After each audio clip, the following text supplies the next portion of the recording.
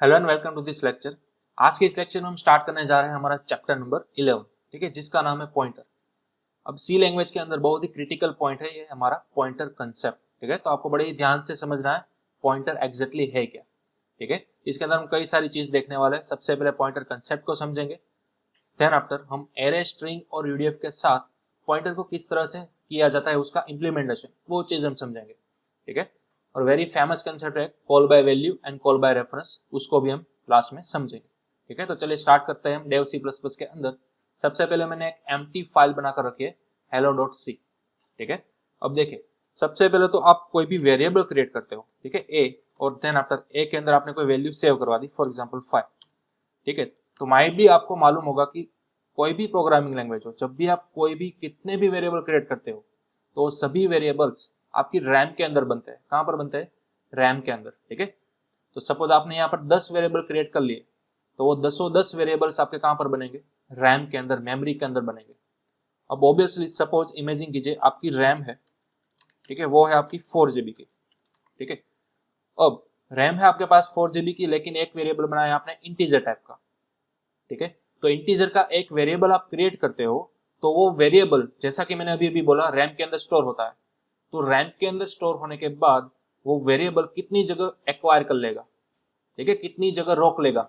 यानी कि पहले आपकी रैम थी फुल्ली 4 GB की, जब आपने एक वेरिएबल क्रिएट किया रैम के अंदर, तो रैम के अंदर कितनी जगह बनाकर बैठ लेगा वो, ठीक है। वो जगह पहले हमें मालूम करनी है, कितनी रोकेगा वो। तो सपोज वो जगह को मालूम करने के लिए आपके पास एक नया ऑपरेटर है साइज ऑफ, उसका आपको यूज करना है। चलिए मैं यहाँ पर लिखूंगा प्रिंट एफ, देन आफ्टर आपको यहाँ पर लिखना है साइज ऑफ। क्या लिखना है? Size of operator. अब ध्यान दीजिएगा, ये एक कीवर्ड है साइज ऑफ, और उसके बगल में आपको पैरेंथेसिस की पेयर अप्लाई करनी है इस तरह से, ठीक है, राउंड ब्रेसिस।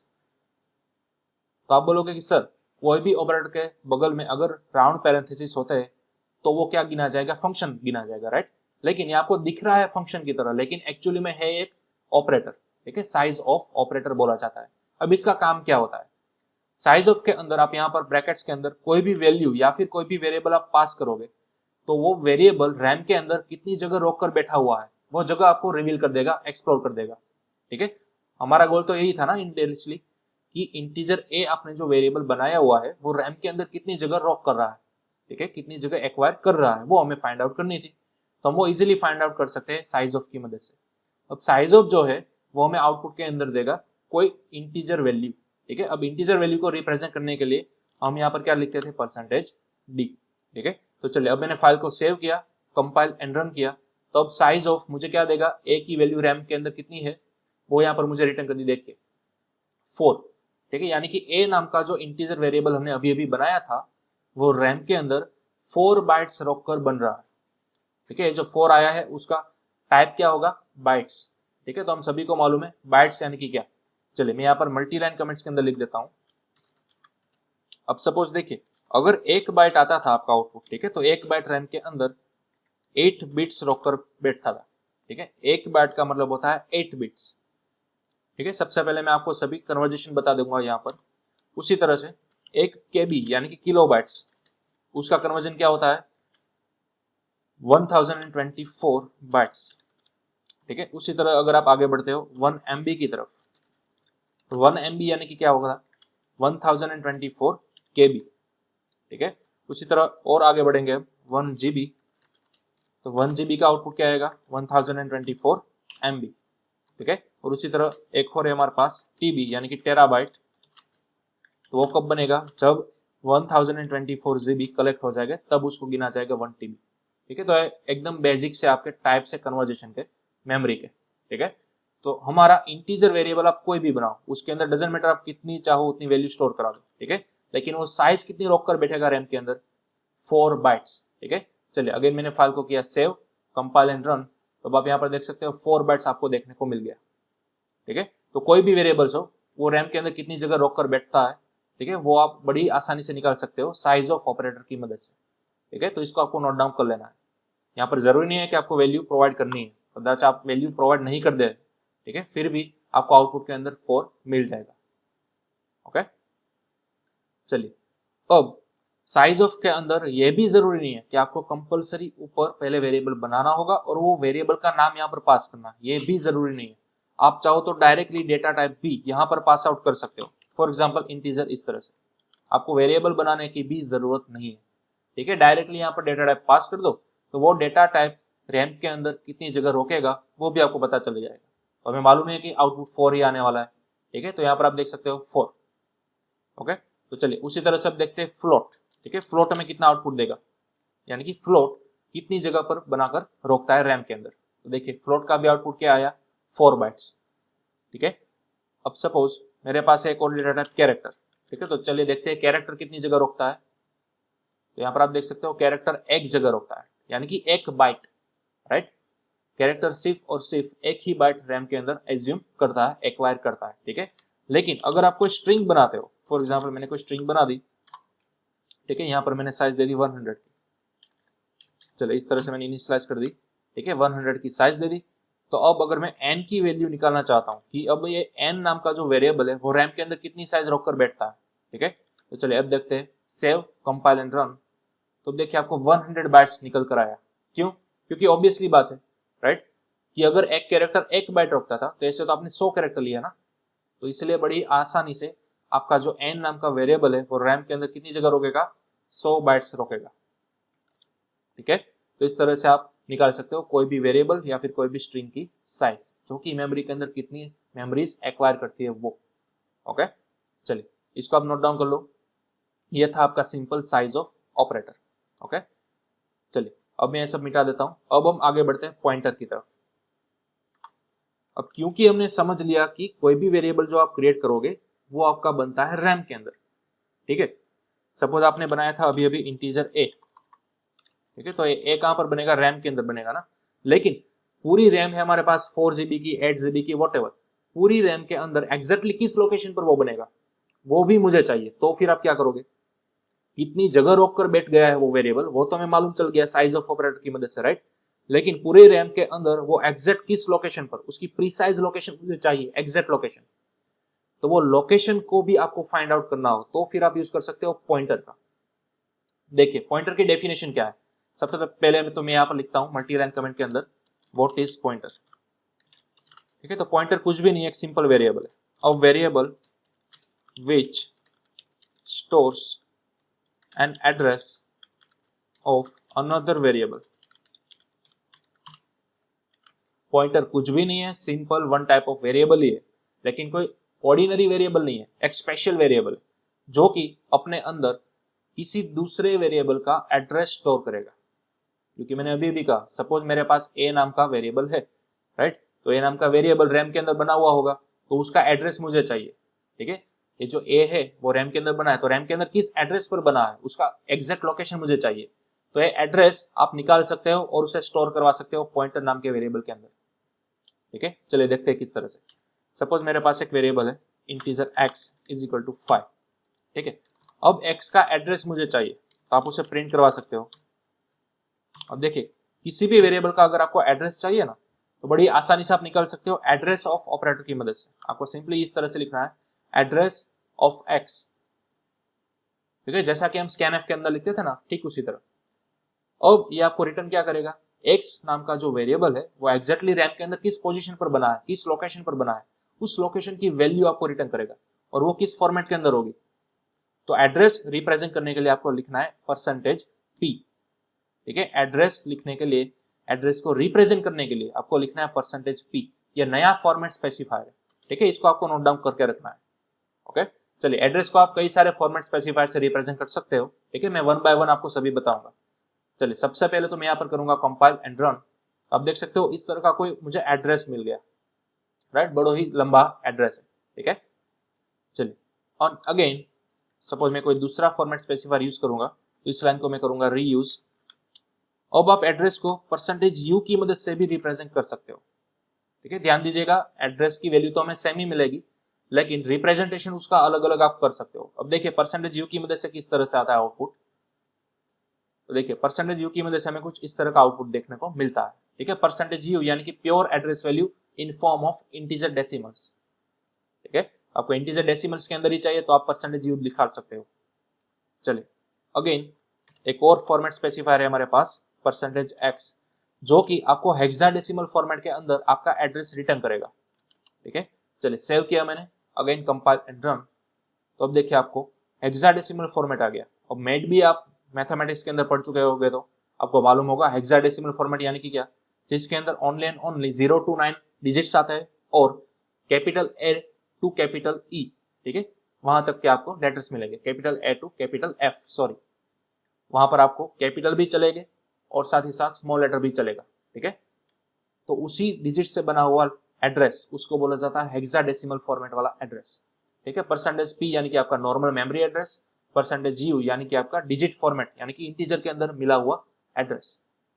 ठीक है, तो थ्रू आउट द सिलेबस हम यूज करने वाले हैं %u, लेकिन आपको मालूम होना चाहिए एज अ अल्टरनेटिव आप %p या फिर %x दोनों का भी यूज कर सकते हो। ठीक है, चलिए फिलहाल मैं रखूंगा %u, क्योंकि हमें रीड करने के लिए आसानी हो इसलिए, और कुछ इसका रीजन नहीं है। ठीक है, यहाँ पर आप बड़ी आसानी से इसको रीड कर सकते हो, प्योर इंटीजर फॉर्मेट के अंदर ही हमें आउटपुट मिलेगा। ठीक है, तो अब ये आउटपुट क्या आया, ये लोकेशन किसकी आई कि रैम के अंदर इस लोकेशन पर, इस मेमोरी एड्रेस पर आपका x नाम का वेरिएबल बना हुआ है, राइट। तो इस तरह से आप किसी भी वेरिएबल का एड्रेस निकाल सकते हो with use of address of operator.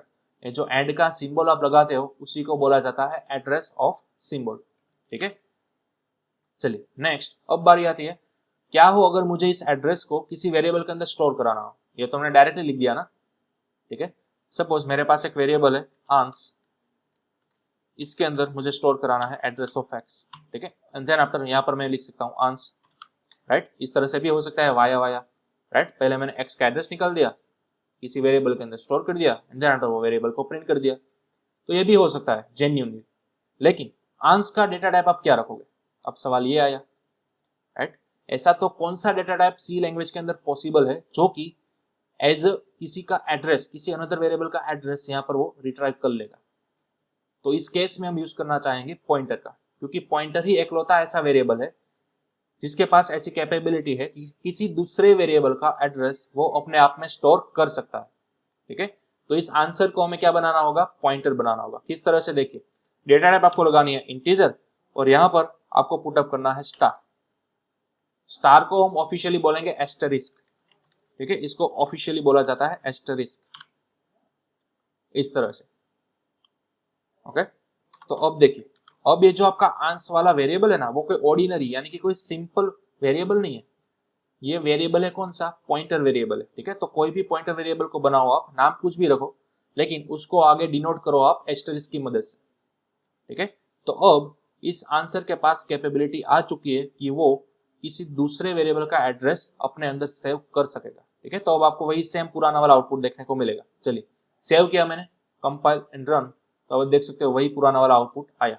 ठीक है, हाँ डिजिट्स यहाँ पर आपके चेंज होते रहेंगे। क्यों, क्योंकि हर बार आप रन करोगे तो अगेन आपका x नाम का वेरिएबल रैम के अंदर किसी दूसरे लोकेशन के अंदर सेव होता रहेगा। ठीक है, तो यहाँ पर डिजिट भले ही आपके चेंज हो रहे हो, लेकिन उसका जो एड्रेस है वही आपका सेम आएगा। ठीक है, तो इस तरह से आप परफॉर्म कर सकते हो पॉइंटर, इस तरह से पॉइंटर आप बना सकते हो। हाँ, यहाँ पर मैंने डिक्लेयर भी किया है, साथ ही साथ इनिशियलाइज भी किया है। आप चाहो तो दोनों को अलग अलग लाइन्स के अंदर भी लिख सकते हो, पहले डिक्लेयर कर लो, फिर इस तरह से आपको क्या कर लो, इनिशियलाइज कर लो। ठीक है, तो ये भी चलेगा, लेकिन जब आप इनिशियलाइज करते हो तब आपको यहाँ पर आगे एस्टरिस्क नहीं लगाना। ठीक है, ये बात आपको ध्यान रखनी है। पॉइंटर जब आप बनाते हो ना, तभी आपको एस्टरिस्क लगाना है। फिर थ्रू आउट द प्रोग्राम आप जहां जहां भी आंस का यूज करोगे वहां पर कभी भी आगे एस्टरिस्क का सिंबल नहीं होना चाहिए। ठीक है, तो ये भी एक बात को ध्यान रखना है। ओके, चलिए इसका आप स्क्रीनशॉट ले लो। ये था हमारा सिंपल पॉइंटर। अगेन मैं रिपीट करूंगा, पॉइंटर यानी कि क्या, एक ऐसा वेरिएबल जो कि किसी दूसरे वेरिएबल का मेमोरी एड्रेस अपने आप में सेव कर सकेगा। ठीक है, इसी को बोला जाएगा आपका पॉइंटर, और कुछ भी नहीं है। वन टाइप ऑफ वेरिएबल ही है जिसके आगे हम सिंपल लगाते हैं स्टार, दैट्स ऑल, फिनिश। ठीक है, चलिए अब इसका फिगर वाला रिप्रेजेंटेशन मैं आपको बता रहा हूं। ठीक है, यहाँ पर मैंने गिग्स फॉर गिग्स में से एक रेफरेंस लिया है फिगर का। यहाँ पर इस फिगर को मैं जूम करूंगा थोड़ा सा, देखिए यहाँ पर सबसे पहले जो नीचे वाला पोर्शन है ना, वो आप देखिए। यहाँ पर एक वेरिएबल क्रिएट किया है जिसके अंदर वैल्यू रखी है 10। कितनी रखी है, 10। ठीक है, अब ये जो वेरिएबल रैम के अंदर बना ना, उसका मेमोरी एड्रेस यहाँ पर ग्रीन फॉन्ट के अंदर रिप्रेजेंट किया है 0x7 यानी कि हेक्साडेसिमल फॉर्मेट के अंदर है। ठीक है, तो ये उसका मेमोरी एड्रेस है किस पर्टिकुलर एड्रेस का। ओके, अब ये एड्रेस आपको सेव करवाना था किसी दूसरे वेरिएबल के अंदर, ठीक है, तो आपने यहाँ पर से इसको इंसर्ट करवा दिया किसी पॉइंटर के अंदर। नाम इन्होंने रखा है ptr, हमने क्या रखा था ans, आंसर, ठीक है। तो अब इस वेरिएबल का ये जो एड्रेस था वो किसी दूसरे वेरिएबल के अंदर सेव हो गया एज अ वैल्यू, ठीक है। और हाँ, कोई भी वेरिएबल बनाओ फिर भले ही वो पॉइंटर हो तो उसका तो अपना क्या होगा, एक अलग से एड्रेस होगा ही, ठीक है। तो फिलहाल हमें इसको नोटिस में नहीं लेना है, हमें फिलहाल क्या नोटिस में लेना था, ये जो पर्टिकुलर हमने वेरिएबल बनाया है ना उसका मेमोरी एड्रेस हमें नोटिस में लेना है, और ये मेमोरी एड्रेस हमें सेव करवाना था, तो इसीलिए तो हमने नया क्या बनाया था, पॉइंटर बनाया था, ठीक है।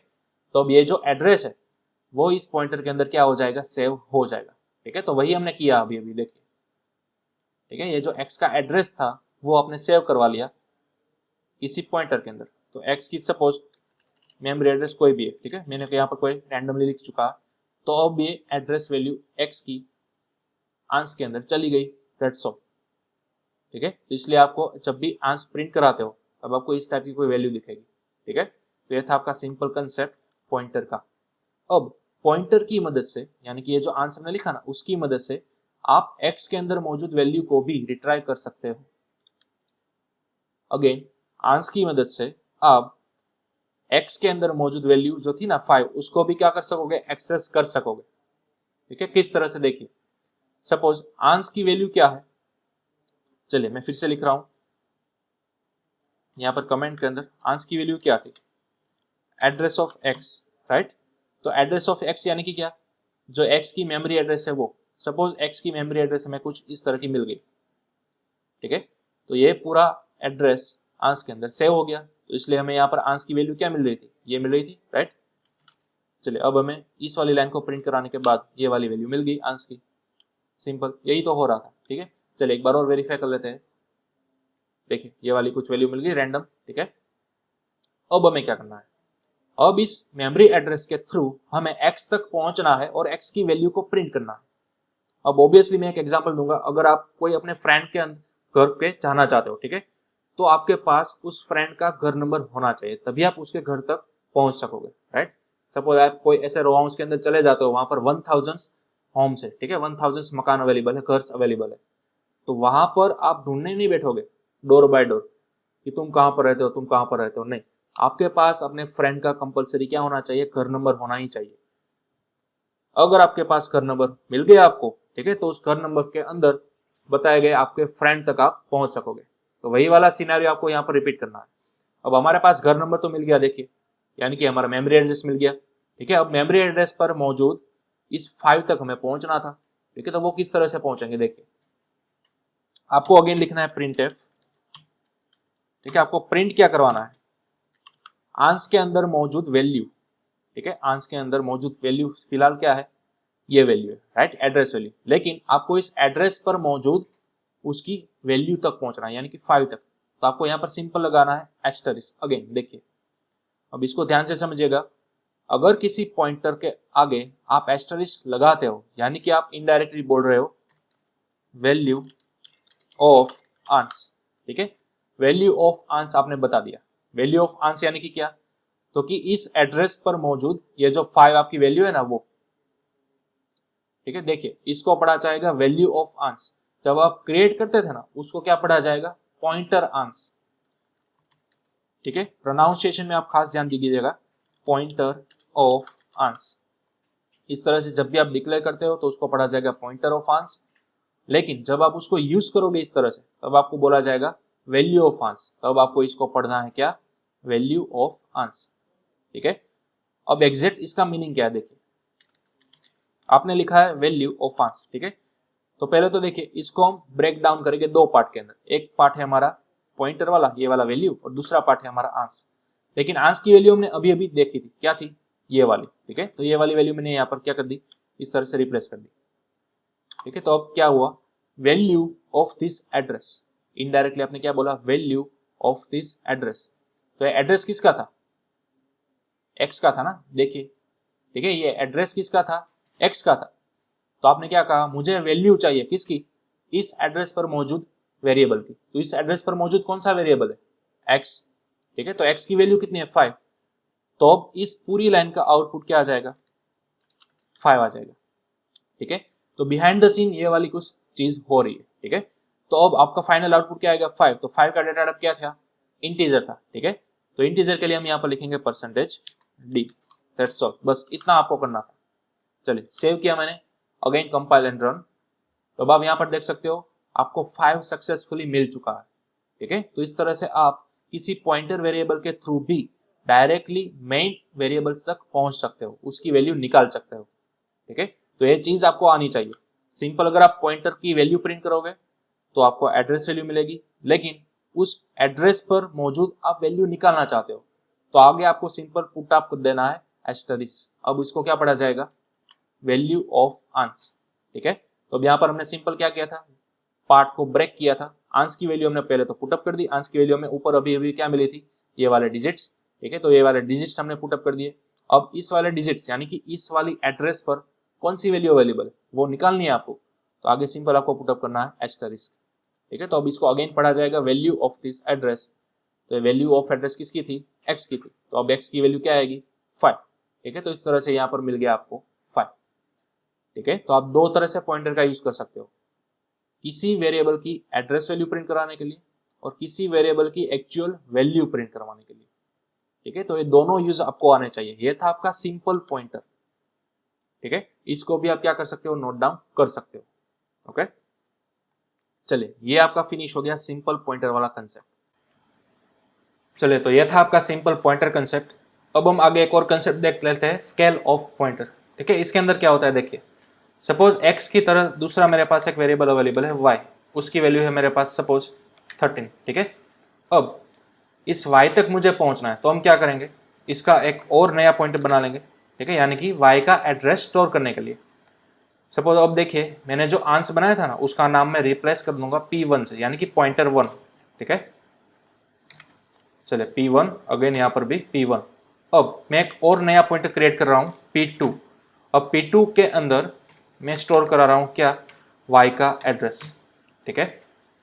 तो अब देखिए मैं यहाँ पर लाइन को कंप्रेस करने के लिए यहीं पर %d लगा दूंगा और यहीं पर वैल्यू ऑफ p1 बता दूंगा, ठीक है। अब यहाँ पर अगेन %u और %d p2 का एड्रेस देने के लिए और साथ ही साथ p2 की वैल्यू देने के लिए, ठीक है। चलिए ये पूरा का पूरा होगा आपका x रिगार्डिंग और ये पूरा का पूरा होगा आपका y रिगार्डिंग, ठीक है। तो ये मैंने सिंपल नोट डाउन कर लिया है और कुछ नहीं किया। चलिए सेव किया मैंने, अगेन कंपाइल एंड रन। तो आप देख सकते हो x का वैल्यू आपको मिल चुका है, यानी कि उसकी एड्रेस वैल्यू मिल चुकी है और उसकी एक्चुअल वैल्यू मिल चुकी है, राइट। उसी तरह से y की भी एड्रेस वैल्यू मिल चुकी है और साथ ही साथ उसका क्या मिल चुका है, एक्चुअल वैल्यू, ठीक है। तो अब दोनों के अंदर डिफरेंस आप चेक करिए। पहले तो दोनों के अंदर देखिए 4 बाइट का डिफरेंस है, ठीक है। यहाँ पर लास्ट में आपको दिख रहा है 64 और यहाँ पर दिख रहा है 60। तो एग्जैक्टली 4 का ही डिफरेंस क्यों आया, क्योंकि हमने अभी अभी देखा था कोई एक इंटीजर अगर रैम के अंदर बनेगा तो वो 4 बाइट्स के मेमोरी ब्लॉक्स क्या कर लेगा, एक्वायर कर लेगा, ठीक है। तो अगर आपका x बना है 64 पर, तो जब दूसरा बनेगा y तो या तो वो बनेगा 60 पर या तो वो बनेगा 68 पर, बट डिफरेंस कितना होगा, 4 मेमोरी ब्लॉक्स का डिफरेंट होगा, ठीक है। क्योंकि इंटीजर बनाने के लिए आपके 4 मेमोरी बाइट्स एक्वायर हो जाता है इसलिए, ठीक है। तो किस लोगों के सिस्टम पर 64 में से यहाँ पर 68 आएगा, कुछ लोगों के सिस्टम के अंदर मेरी तरह 64 में से 60 तरफ जाएगा, यानी कि रिवर्स डायरेक्शन के अंदर, ठीक है। तो इसके अंदर कुछ घबराने की जरूरत नहीं है, सिंपल डिफरेंस आपका 4 का ही आएगा, ठीक है। चलिए तो ये आपको नोट डाउन करना था, difference always and always 4 bytes का ही आएगा, ठीक है। देखिए अगेन मैंने प्रोग्राम को सेव किया, कंपाइल एंड रन। तो अब देखिए अगेन यहाँ पर आया 64 और लास्ट में आया 60, ठीक है। यानी कि कंप्लीट हमारा डिफरेंस क्या आ रहा है, 4 का ही आ रहा है, ठीक है। तो परफेक्टली वैलिड है। तो इस तरह से हमने देखा इंटीजर वैल्यू के अंदर डिफरेंस कितना आया, 4 बाइट्स का आया, राइट। अब अगर उसी तरह से मैं यहाँ पर फ्लोट के अंदर करता हूँ तो फ्लोट के अंदर भी कितना आएगा, 4 का ही आएगा, ठीक है। चलिए चेंज करते हैं यहाँ पर फ्लोट, यहाँ पर %f और यहीं पर %f। चलिए अब मैंने सेव किया, कंपाइल एंड रन। तो अब देखिए दोनों की वैल्यू मुझे नहीं बता रहा, क्यों, क्योंकि ऑब्वियसली हमने पॉइंटर अभी फिलहाल इंटीजर के अंदर ही रखा है, तो पॉइंटर को भी हमें किसके अंदर सेव करना होगा, फ्लोट के अंदर। चलिए अब मैंने सेव किया, अगेन कंपाइल एंड रन, ठीक है। तो अब आप देख सकते हो 5 and 30, ठीक है। लेकिन डिफरेंस देखो मेमोरी एड्रेस के अंदर 64 और 60 यानी कि 4 बाइट्स का ही हमें डिफरेंस देखने को मिलेगा। तो ये भी साबित हो गया, ठीक है, प्रूव हो गया कि इंटीजर और फ्लोट दोनों में से किसी भी का भी आप वेरिएबल क्रिएट करोगे तो परफेक्टली 4 बाइट्स के ही मेमोरी ब्लॉक मेमोरी के अंदर एक्वायर कर लेंगे, ठीक है। चलिए उसी तरह हमारे पास एक और डेटा टाइप है जिसका नाम है कैरेक्टर। तो अब हम सभी को मालूम है, हमने अभी अभी देखा साइज ऑफ की मदद से कैरेक्टर कितनी बाइट्स एक्वायर करेगा, आपकी 1 बाइट, ठीक है। तो चलिए देखते हैं, सेव किया मैंने, अगेन कंपाइल एंड रन। तो अब देखिए कैरेक्टर 61 और यहाँ पर 66 यानी कि दोनों का डिफरेंस कितना आया, 1 बाइट का आया, ठीक है। यहाँ पर आपको कुछ डमी प्रिंट होकर मिल रहा है क्योंकि ऑब्वियसली हमें यहाँ पर इसको लिखना था कैरेक्टर के अंदर सिंगल कोटेशन के अंदर। फॉर एग्जाम्पल मैंने यहाँ पर लिख दिया P और यहाँ पर Y के अंदर कोई नई वैल्यू डाल दी, फॉर एग्जाम्पल Z, ठीक है। चलिए सेव किया, अगेन कंपाइल एंड रन। तो अब देखिए आपको P और Z सक्सेसफुल वैल्यू मिल चुकी है, लेकिन दोनों का डिफरेंस मेमोरी के अंदर कितना आया, 1 बाइट का आया, ठीक है। तो ये भी प्रूव हो गया कि कैरेक्टर रैम के अंदर एक ही बाइट एक्वायर करता है, ठीक है। तो इस तरह से आप इंटीजर, फ्लोट और कैरेक्टर की एक्वाइजेशन बाइट्स प्रूव कर सकते हो, ठीक है। चलिए इसका भी आप स्क्रीनशॉट ले लो। तो ये हमने सिंपल देखा डिफरेंस कितना है दोनों के अंदर वो, ओके। चलिए अब सपोज मैं यहाँ पर दूसरा पॉइंटर क्रिएट नहीं कर रहा तो क्या होगा, मेरे पास दूसरा पॉइंटर है ही नहीं, ठीक है। सिंपल मेरे पास फिलहाल है इंटीजर। चलिए सबसे पहले रिप्लेस कर देते हैं हम इंटीजर ताकि हमें समझने के अंदर बहुत ही आसानी हो, ठीक है, इस तरह से। चलिए यहाँ पर भी कर देते हैं %d, ओके। चलिए सेव किया, कंपाइल एंड रन। तो अब देखिए हमारी वैल्यू आ गई है 64 और 5, ठीक है। लेकिन ये तो किसकी वैल्यू आई, x की वैल्यू आई। लेकिन अगर आप उसी तरह से इस पूरे फंक्शन को, पूरी लाइन को कॉपी करोगे और नीचे रीयूज करोगे y के लिए तो क्या होगा। चलिए यहाँ पर मैंने यूज किया y के लिए, लेकिन अब यहाँ पर आप क्या पास करोगे, आपके पास दूसरा P2 तो है ही नहीं जिसके अंदर आपने y का वैल्यू स्टोर किया हो, ठीक है, वो तो आपके पास है ही नहीं। तो आप क्या करोगे, अब आप P1 की मदद से भी y की वैल्यू निकाल सकते हो। क्यों, क्योंकि हमने अभी भी देखा दोनों वेरिएबल के बीच में कितना डिफरेंस था, 4 बाइट का डिफरेंस था ना, ठीक है, यानी कि एक इंटीजर यानी कि 4 बाइट। तो अब आप यहाँ पर क्या करो, +1 कर दो, यहाँ पर भी कर दो +1 पूरे ब्रैकेट्स के अंदर, इस तरह से P1 +1। क्या किया देखिए, सिंपल P1 की वैल्यू क्या थी, कोई रैंडम डिजिट्स थे, राइट, हमारी मेमोरी वैल्यू। लेकिन उसी तरह y की मेमोरी क्या थी, उसके अंदर भी कोई रैंडम डिजिट्स थे, लेकिन उन दोनों यानी कि P1 और y की एड्रेस दोनों के बीच में डिफरेंस कितना था, 4 बाइट का। यानी कि अगर आप एक इंटीजर ऐड करते हो P1 के अंदर तो ऑटोमेटिक रैम के अंदर 4 बाइट एक्वायर हो जाएगी, ठीक है। तो इनडायरेक्टली आपने P1 के अंदर +1 किया और आप यहाँ तक पहुँच गए। देखिए सेव किया मैंने, अगेन कंपाइल एंड रन। तो अब आप देखिए, ओके, हम रिवर्स डायरेक्शन के अंदर गए, हमें 64 में से 60 तक जाना था, ठीक है। तो अब हमें क्या करना है, यहाँ पर -1 कर देना है और P1 -1 पर जो मौजूद थी वैल्यू उसकी वैल्यू हमें चाहिए, यानी कि अब हमें 8 मिल जाना चाहिए, ठीक है। तो अब मैंने क्या किया, यहाँ पर कंपाइल एंड रन, ओके। तो अब देखिए 64, लेकिन अब आपको उस पर वैल्यू क्या मिली, कोई भी गार्बेज वैल्यू 31 मिली, ठीक है। तो इस तरह से आपको डिफरेंस निकालते रहना है। हाँ, आप 8, आपका जो y वेरिएबल है ना वो रैम के अंदर कहीं पर भी बना हुआ हो सकता है, ठीक है। कईयों के पास 64 में से 60 तक बना हुआ होगा, तो कईयों के सिस्टम में यहाँ पर 31 के बजाय सक्सेसफुल 8 आ जाएगा, अगर वो एग्जैक्ट इसके बगल में ही बना हुआ होगा रैम के अंदर तो, ठीक है। अदरवाइज आपको यहाँ पर स्केल बढ़ाते रहना है। यहाँ पर मैंने कैसे स्केल को घटाया, इसको स्केल को डिक्रीमेंट करना बोलते हैं, यानी कि P1 का जो फिलहाल जो स्केल था ना उसको मैंने डिक्रीमेंट कर दिया, ठीक है। और इस तरह से अगर मैंने किया था यहाँ पर +1 तो उसका स्केल मैंने कर दिया प्लस। अब ये स्केल ऑफ पॉइंटर इस कंसेप्ट को बोला जाएगा, ठीक है। लेकिन स्केल ऑफ पॉइंटर का कंसेप्ट हम नेक्स्ट सेशन के अंदर डिटेल में देखेंगे विथ एरे एंड स्ट्रिंग, तभी आपको ये स्केल ऑफ पॉइंटर का कंसेप्ट एग्जैक्टली दिमाग के अंदर बैठेगा, ठीक है। अदरवाइज आपको यहाँ पर कंप्लीटली फिलहाल तो ख्याल नहीं आएगा कि एग्जैक्ट मैंने किया क्या है। तो जस्ट मैंने इंट्रोडक्शन दिया स्केल ऑफ पॉइंटर का, उसको आप बढ़ा भी सकते हो, घटा भी सकते हो, ठीक है, किसी नेक्स्ट वेरिएबल की वैल्यू तक पहुंचने के लिए। लेकिन ये बेटर अंडरस्टैंडिंग हम करेंगे एरे और स्ट्रिंग के अंदर, ठीक है।